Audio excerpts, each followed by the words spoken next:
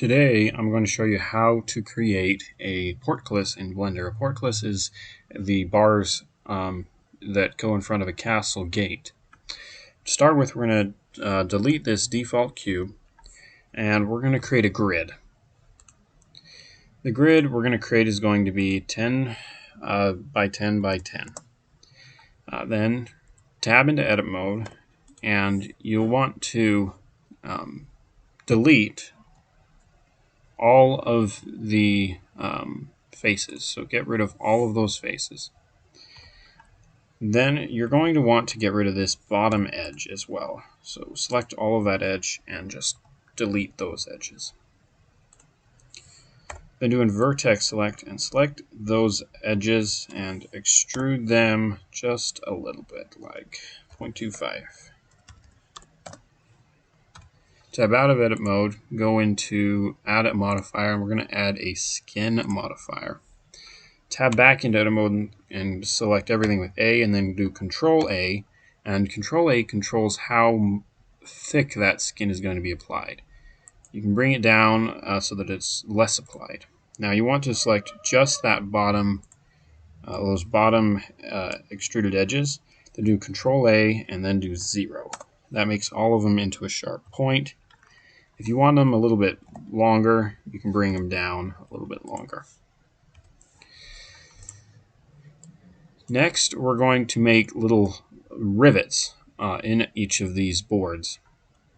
To do that, we're going to duplicate this grid that we've already created, the portcullis we already created, tab into edit mode, select everything, and then we're going to delete faces, edges and faces. We're also going to delete these bottom vertices because we don't want those vertices. These vertices just above them, you want to move up slightly so that they are just kind of above that line, or you can get rid of them if you don't like them. Now you want to select everything and move it in the Z direction, just so that it's barely poking out. Then we're going to add a mirror modifier and do it in the Z direction. This allows the bolts to be on both sides. Now turn off X-ray mode.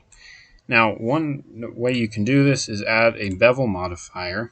You want to control it, and it's going to be not very strong, like 0.05, maybe 0.75, well, 0.33,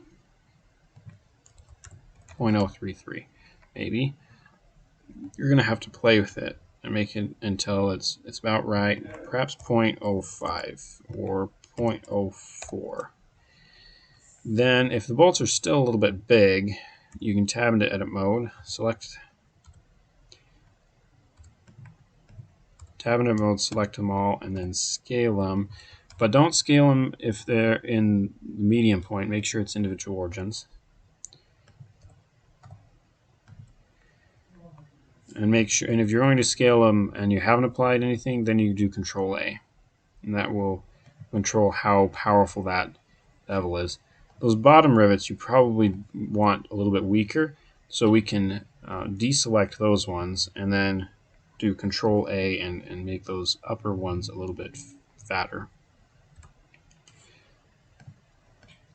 Now we're going to go into render mode and we're going to create some materials for them. The rivets, you'll want a steel or copper looking material, perhaps darken base color a little bit and bump up the metallic, and then roughness lower a little bit. This creates a nice kind of bolty looking thing. The portcullis, you could have it be the same material if you wanted, making the whole thing a steel, steel plated, or just steel, solid steel.